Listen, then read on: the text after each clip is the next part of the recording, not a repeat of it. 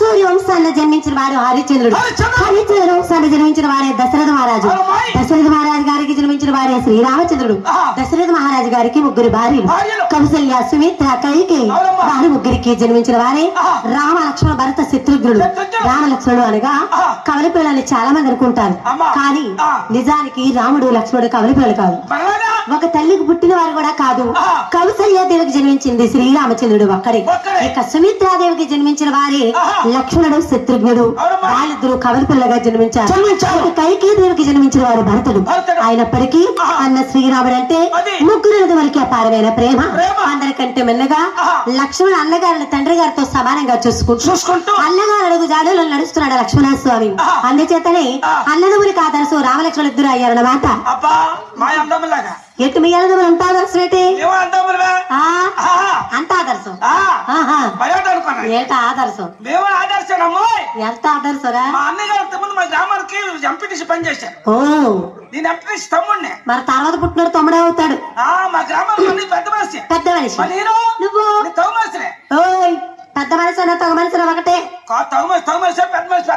అదలగా పెద్ద మనిషి అంటే తగులేస్తే చిన్నగా చేసి మరి తగు మనిషి ఊళ్ళో తగులు లేకపోతే వారికి తండ్రికి మొగుడికి పిల్లలకి తగిలిస్తాడు తగు మనిషి. అంటే ఈ దొంగ నా కొడుకు తగు మనిషి. తగు మనిషిని కాబట్టి కొట్టంబాడు. మేము వెళ్ళాము ఎక్కడికి? కాశీ. కాశీ కాశీ ఆడడం ఏంటి? ఎప్పుడు కాశీ ఇంకా వెళ్ళలేదురా? వెళ్ళలేదా? నేను వెళ్ళాను. ఎప్పుడు వెళ్ళారు? నేను నా మొగుడు. నీ మొగుడే? నా పిల్లము నువ్వు తేడాగా వెయిట్రా. నా పిల్లము నేను. మరి అలాగా వెళ్ళారు. నువ్వు వెళ్ళే వెయిట్ కాశీ వెళ్ళలేదురా? నువ్వు వెళ్ళే వెయిట్రా? అదే అక్కడ తాటి మీద అమ్ముతాను. కాశీ వెళ్ళని ఎలా చెప్పమంటావు? చేస్తా మరి ఇక్కడ ఇరుకుని పడిపోతాయి. దీన్ని నలిగిపోతాయి.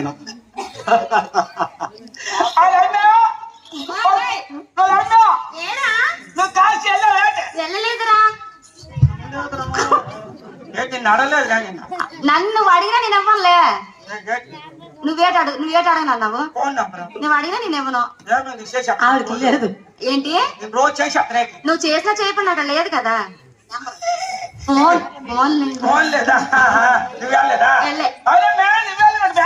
నేను వెళ్ళలేదురా. ఇప్పుడు వెళ్తారేంట్రా? కాదు, పిల్లలు పెద్దోళ్ళు అయిపోయి పిల్లలకి పెళ్ళిళ్ళు అయిపోయి అన్ని అయిపోయిన తర్వాత అప్పుడు వెళ్ళాలి కాశీ. ఇప్పుడు మేము వెళ్ళకూడదు. నువ్వేం కొంటాడు? లేక కొంటాడు. నేను మొన్నటి కొంటున్నా.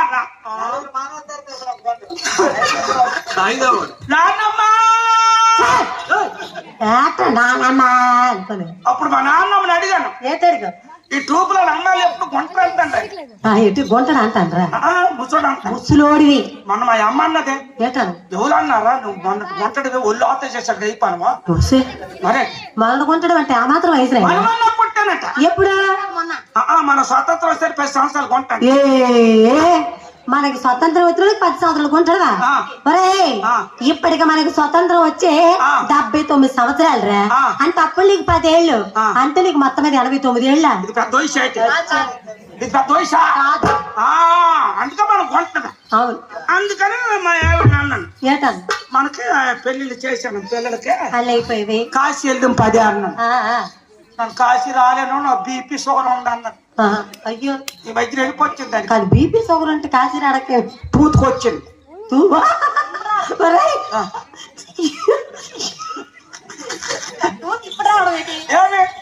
ఎప్పుడు వస్తే అప్పుడు వస్తుంది. నేనుగా మా ఆవిడ ఎలాగా ఉంది ఇప్పుడు తోచుకేట్రా పని ఇప్పుడు తోచుకేట్రా అయినా ఎవరికైనా పిల్లలు పుట్టేటప్పుడు వస్తుంది కదా, అంతేగాని పిల్లలు పుట్టినప్పుడు రాదు. అప్పుడు వచ్చిందంటే అలాగుండు. ఇప్పుడు కదిలింది, తూతుకొచ్చింది. వచ్చింది నేను రాలేను అన్నది. నేను ఉంటాను రాయా ఆ దగ్గర తీసుకెళ్ళాను. తీసుకెళ్ళి కాశీ వెళ్ళాం. వెళ్ళారు. అన్ని చూసినాం. ఆ ఘాటు ఈ ఘాటు ఆ ఘాటు బాట అలాంటి ఏడు తెలిసాడు ఒరే, కాదు గోట్ ఏంటి గోటు ఘాటి గోట్ గోట్ పరిచయం ఘాటు ఓహా, బా. అలాంటి ఘాటు ఆహా, ఘాట్లు చూస్తారా అన్ని చూసుకున్నాం. చూసుకొని బయలుదేరిపోదాం. అది అవులా అన్నారట. పద్మవతి మీరు వెళ్ళిపోతే మీ పుణ్యం రాదు, ఇక్కడ ఏదైనా మీకు నచ్చింది దొగ్గియాలని చెప్పారు. మరి అంతే కదా మరి కాశీ వెళ్తే వదిలేయాలి. నాతో వచ్చి చెప్పింది, అవునయ్యా ఇదేంటి మరి వెళ్ళిపోతే బాగుండదు, ఎంత డబ్బులు ఖర్చు పెట్టుకుని వచ్చినామో డొగ్గియాలి కదా ఎక్కడ, నీకు నచ్చింది నువ్వు ఒగ్గి, నాకు నచ్చింది నేను ఒగ్గేస్తాను. బాగా చెప్పింది. అది నువ్వు వెళ్తావా నువ్వు వెళ్ళమంట చెప్పాను. వెళ్ళి బుడుక్కును ములిగి సొగ్గియాలట అక్కడ. అయ్యో, అప్పుడు నేను వెళ్ళాను, బుడుక్కులు ములిగాను, ములిగేసి ఒగ్గాను. వదిలేశాడు. ఏటి వదిలేశాడు? ఒకటి కాదు రెండు ఒగ్గాను. ఏట్రోయ్ సిగ్గు లజ్జ. సిగ్గు లజ్జ ఆ వదిలిపెట్టి మదుపు లేనివే ఆంటీడికి లేని వేవే కదా, లేని వదిలేశాడు. సిగ్గు లజ్జ ఒగ్గాను. ఒగ్గి చేయలేకొచ్చాడు. వచ్చావు. మరి ఆవిడ అడిగింది, వెళ్ళావు కదా ఏటొక్కినావో.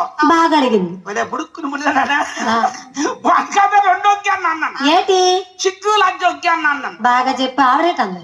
అయితే నేను వెళ్తానుండు అది ఎదురు బుడుక్కు ములిగింది. ఫోటో తీసేది. ఏట్రా అట్టిండి వచ్చింది. వచ్చింది. నాకు తెలియదు కదా ఏటొక్కిందో. అవునవునవును. అవునా నువ్వేటొక్కినావే, నువ్వేటొక్కినావో, నీ సిగ్గు లజ్జ ఒగ్గాను. అయితే సిగ్గు లజ్జ లేని మొగ్గు నాకెందుకో నిన్ను ఇది ఒగ్గాను పోరాగండ. మంచి పని చేసింది. తప్పులేదు, బాగా చేసి నీళ్ళట్నా పొరగల అలాగే చెయ్యాలి. అప్పుడు నేను ఏడుకుని వెళ్ళిపోయి ఏడ్చుకుని వెళ్ళిపోయావు. మరి ఇప్పుడు మళ్ళీ మీ ఇద్దరు అలాగరా కలిసి ఉన్నారు?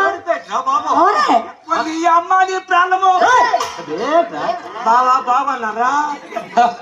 బాగున్నారా? ఇప్పుడు బాగున్నారా? మొన్న అడగాలనుకున్నాను, మర్చిపోయి రావాలనుకున్నాను రా. నువ్వు అనుకున్నా అమ్మ నా మేనత్తాను రా. ఆయనగానే ఏది అమ్మ శ్రీలక్ష్మి? మీ అమ్మ వాళ్ళందరూ నీకు చెప్పు మగవాడు కావరా? నేను మగవాడినా? శ్రీలక్ష్మి రా దగ్గరికి. మీ అమ్మ బాగుందా? మరి ఇంకేడు బాగుంది. 6వ నెల మీది 7వ నెల మాది.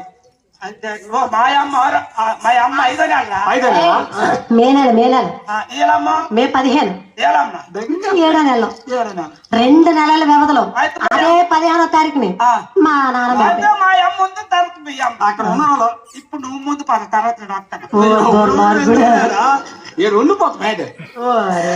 అంచేత ఇలాంటి పెద్ద మనుషులు తగ్గ మనుషులు అంటున్నాను నేను. ఇట్లాంటి పెద్ద మనుషులు తగ్గ మనుషులు కాదు.